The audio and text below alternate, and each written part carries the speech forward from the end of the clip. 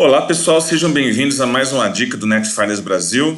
Hoje nós vamos falar aí da prova do capítulo 2 de intro, tá? Nós tínhamos feito um primeiro vídeo com o conteúdo do capítulo 1, só que o capítulo 1 era muito teórico, né? Ele só tinha conceitos. No capítulo 2 já é feita uma introdução ao iOS, a configuração do sistema operacional. Então, por exemplo, o que é importante saber para conseguir fazer a prova, né? Primeira coisa é entender as diferenças lá do modo usuário e o modo privilegiado, tá? Eu havia feito aqui um pequeno cenário de demonstração disso. Então, se você olhar aqui, ó, por exemplo, tanto os roteadores quanto o suíte Cisco, se nós abrirmos aqui, ó, no roteador aqui, ó, tô lá, router sinal de maior. Esse daqui já é o famoso modo usuário, o modo mané do roteador, né? Você não consegue fazer muita coisa. Se eu dar uma interrogação, mostrar a lista de comandos, eu tenho um conjunto de comandos bem limitado, né? Ping, show, telnet, comandos que inclusive não mudam a configuração da caixa, tá? Se você quiser mudar a configuração da caixa, eu vou colocar aqui enable, né? Ou ena. Quando eu digito o suficiente para não houver ambiguidade, ou seja, nenhum outro comando começa com ena. Posso apertar o tab e completo aí com enable. Eu pulo aí do modo usuário para o modo privilegiado, né? Os usuários de Linux já conhecem o hashtag aí, né? Como o símbolo aí do root, né? Do superusuário, aquele que tem poder de vida e de morte sobre o sistema. Olha lá, se eu digitar interrogação e exibir a lista de comandos, eu tenho uma lista muito maior, tá? Eu já consigo, inclusive, editar as configurações da caixa. Então, uma coisa importante aí é saber as diferenças aí, uso da interrogação, uso do tab, como a gente estava fazendo ali, né? Uma coisa importante, a interrogação me mostra quais são os comandos que tem no modo e me mostra também quais são as opções de cada comando, os argumentos, né? Então, por exemplo, aqui, se eu vou digitar o comando show, show o quê, né? Então, eu poderia colocar aqui, ó, show espaço interroga, todas as possibilidades, né? Todos os parâmetros do comando aparecem para mim, né? O show, tudo que R alguma coisa, R interroga, aí só tem o running config, né? Mas se você colocar lá show T interroga, aí TCP, tech support, terminal, então tem vários comandos. A interrogação serve para que eu consiga fazer essa pesquisa aí, né? O iOS tem centenas de comandos, né? Então você não vai aprender todos, né? Mas a interrogação pode te ajudar aí. Interrogação salva vidas aí, né? Você consegue descobrir o que você precisa em termos de comando.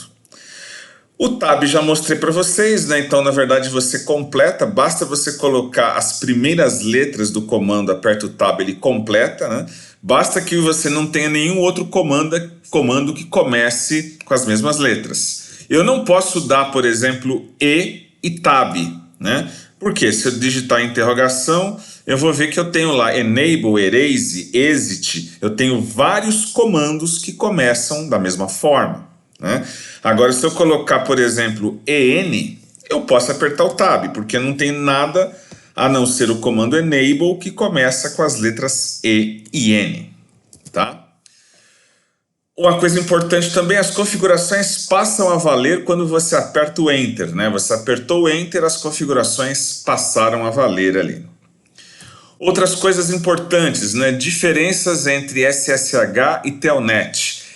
Ambas as configurações aí são para que você consiga fazer acesso remoto, só que o SSH, né, que usa TCP na porta 22, criptografa todos os comandos, né? Então, se eu usar o Wireshark lá, capturar os pacotes que estão sendo trocados por SSH, não vou conseguir ler nada. Tudo que passa por SSH é criptografado.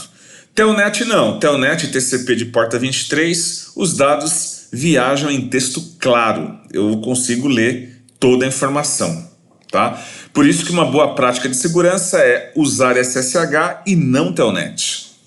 Senhas de console, senhas do VTY, do terminal virtual, e senhas do modo privilegiado. Isso aqui é importante. Vamos dar uma olhadinha no próprio menu aqui, no próprio prompt, aliás, né? Então, eu quero colocar uma senha logo quando o usuário vai acessar a caixa. É a senha na porta de console, né? Então, eu vou colocar line com 0. Vou colocar aqui password console. Quando que essa senha vai ser pedida? Vamos imaginar, sair de tudo, dei exit aqui, ó, fechei a tela. Quando eu vou acessar a console, ele deveria aqui abrir para a gente.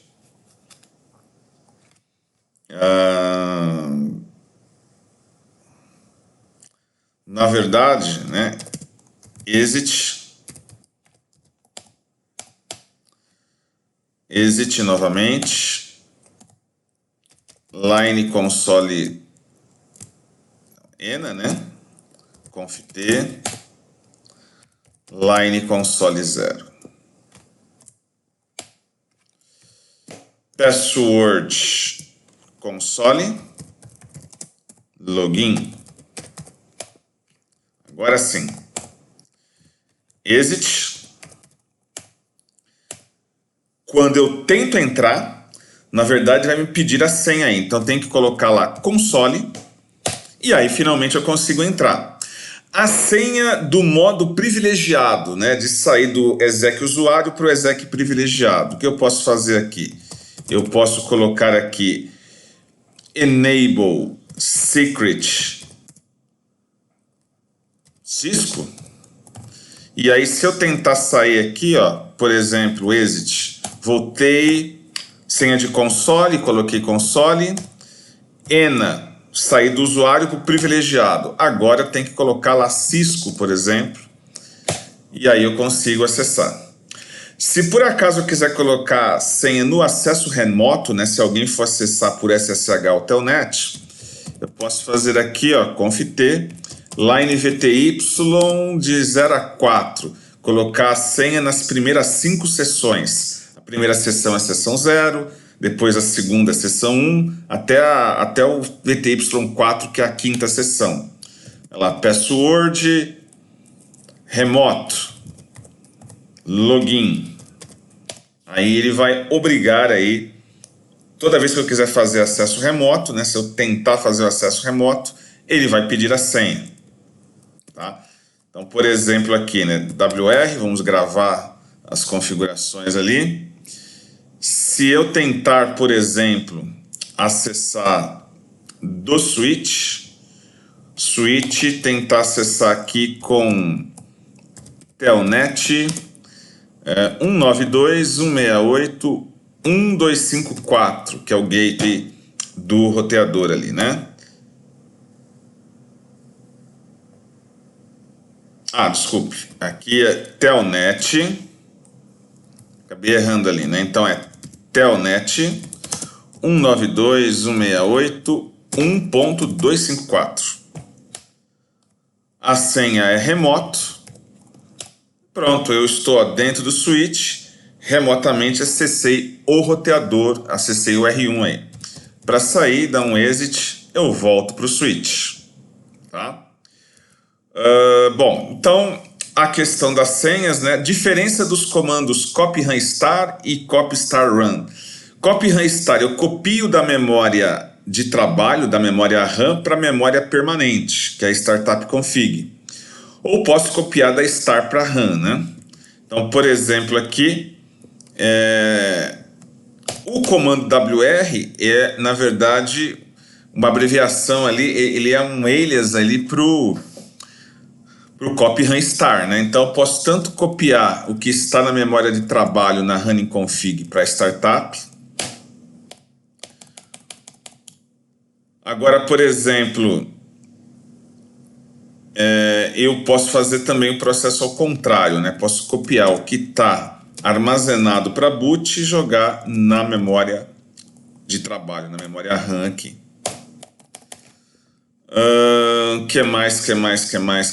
Que geralmente cai na prova? Service Password Encryption. Todas as senhas, com exceção da senha a Enable Secret, né, a senha do modo privilegiado, todas elas são em texto claro. Eu posso habilitar o Service Password Encryption para criptografar as senhas. Então, por exemplo, aqui, ó, vamos olhar. Eu tenho alguma senha aqui, show run. Ó, a Enable Secret, a senha do modo privilegiado, sempre vem cifrada. Mas outras senhas não, né? Por exemplo, a senha de Telnet lá do acesso remoto, que eu havia configurado ali com vocês. Ó, tá a palavra remoto propriamente dita, não tem nenhuma criptografia. O que eu posso fazer? No modo de configuração global, Service Password Encryption. Habilitei a criptografia. Todas as senhas que estavam em texto claro agora foram cifradas, tá? Como é que eu faço para visualizar isso? Ó, se eu der novamente o show run, a gente vai ver ali, quer ver? A senha ali, ó. Line VTY de 0 a 4, a palavra remoto agora foi cifrada, né? Nota que é uma criptografia mais fraca. A senha da porta de console também, né? A palavra console também foi cifrada. Mas nota que é uma cifra mais fraca, tá? A criptografia da Enable Secret, até pelo tamanho do hash da amostra ali, você vê que ela é uma senha mais parruda, né? Aqui, ó, você vê que ela já é uma senha mais difícil de quebrar, uma criptografia mais difícil de quebrar aí. Que mais nós temos ali? Uso do roteador como gateway e interfaces SVI, né? O que acontece? No nosso cenário aqui, ó, vocês notam que eu tenho, tanto para a rede cabeada quanto para a rede sem fio, o roteador, né, ele serve como uma grande encruzilhada e é ele que, na verdade, vai servir de ponte para que diferentes redes consigam conversar. Então, as interfaces aqui, a F0/0, F01/0 no cenário aqui, é o gateway, né? A 1/0 é o gateway da rede wireless, a 00 está sendo o gateway da minha rede cabeada, tá? Os endereços IPs geralmente ou são o primeiro ou o último número disponível no range. Na verdade, aqui eu coloquei o último número, né? Aqui é o 92.168.1.254, é o gateway da rede cabeada, né? Se eu vir aqui, por exemplo, dar o ipconfig, né? A gente vai ver ali ipconfig. Esses endereços aqui, deveria ter pego aqui o gateway 192.168.1.254, que eu posso fazer aqui ipconfig/release, faço ele esquecer a config, ipconfig/renew, eu quero que ele pegue novamente a config, dá um 92.168.1, ele pegou o IP, mas não pegou o gateway ainda. O que eu tenho que fazer? Eu tenho que verificar se o escopo, né, da configuração do DHCP está com o Default Network habilitado aqui, ó. Então, por exemplo, no escopo da rede 1,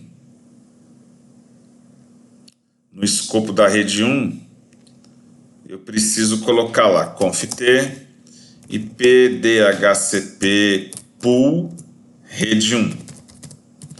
Vou colocar lá Default Network, Default Router, né, que é o gateway 192.168.1.254. Beleza? Copy RAM star ou WR para gravar. Vamos ver se ele pegou o endereço aí, tá? Então, voltando aqui no prompt, vamos fazer o seguinte, ipconfig/renew. Agora o gateway veio. Então, pelo gateway, que é a porta do roteador, eu consigo chegar até outras redes, tá? O gateway é a porta de entrada e de saída para a minha rede local. Interface SVI, né? O que é isso, na verdade? É uma interface virtual. Por exemplo, aqui no meu switch, as portas 0/2, /3, /4, essas interfaces físicas, elas estão ligadas, eu não tenho IP nessas portas, né? São interfaces não roteadas. Eu tenho uma interface virtual aqui que é a minha int VLAN. Então, se eu olhar aqui, por exemplo, ó, show IP int brief, eu tenho uma interface virtual que é a minha interface VLAN 1. Todas as portas que estão na VLAN 1 podem chegar aí até 192.168.1.253 aqui, por exemplo, né? E uma coisa interessante também, né? Essa interface que eu uso aqui pode ser uma interface de gerência, né? Se eu quiser, por exemplo, fazer a administração desse switch remotamente, eu poderia dar telnet, SSH para esse IP, né? E na verdade a SVI é uma interface virtual que tem um gateway virtual também, que tem um MAC virtual, perdão. Então, por exemplo, aqui, ó, se eu pingar esse endereço, eu vou pingar o 192.168.1.253.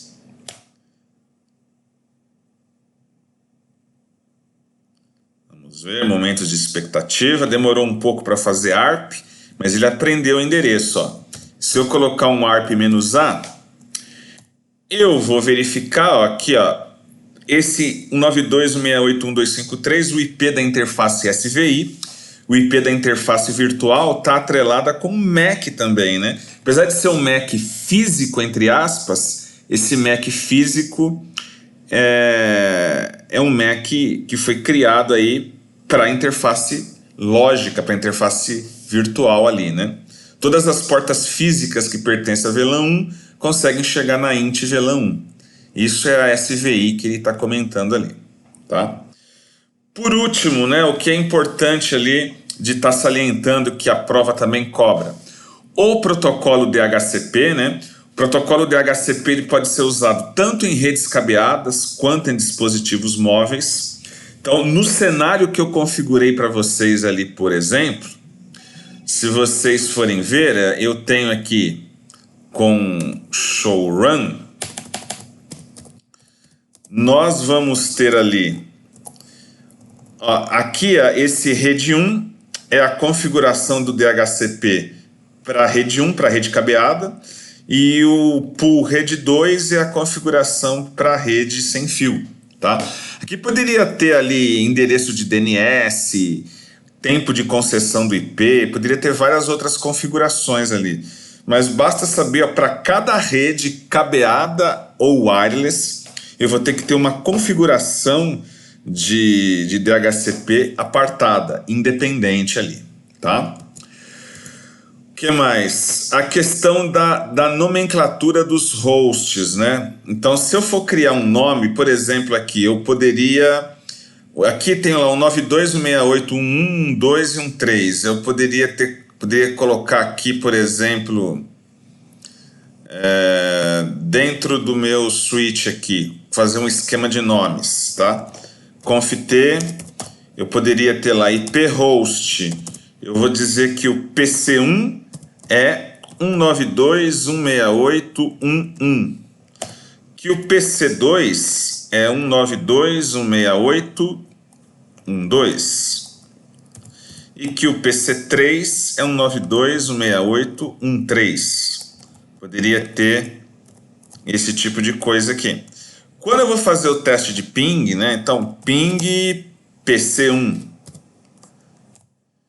Ele sabe que o PC1 está atrelado ao IP 1.1, né? Que o PC2 está atrelado a 1.2 e o PC3 está atrelado a 1.3. Tá? Se eu der aqui show hosts, a gente vai verificar as traduções de nome para IP, tá? Assim, para a prova do capítulo 2, é importante também você ter em mente que tem algumas regrinhas de nomenclatura, tá? Por exemplo, os nomes de host não podem começar com uma letra. Não, desculpa, eles devem começar com uma letra, eles não podem começar com um número, tá? Então, por exemplo, eu coloquei lá PC1, eu não poderia colocar um PC ou qualquer outra coisa do gênero. Não deve conter espaço em branco, né? Não pode ser PC espaço 1. Você pode usar underline ou hífen para estar separando.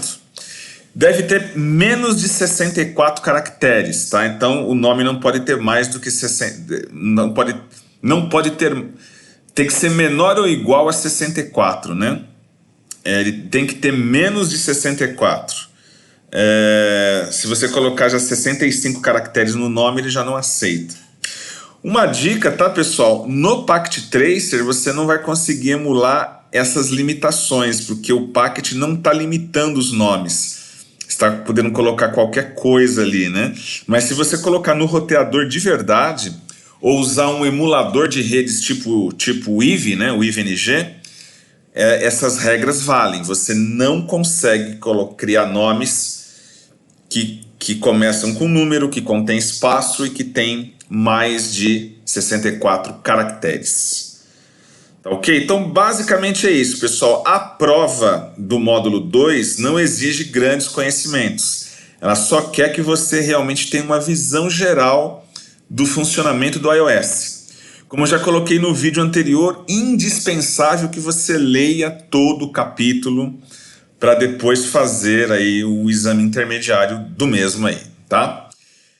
Por hoje é só, pessoal. Espero que tenha sido útil para vocês. Grande abraço, até a próxima.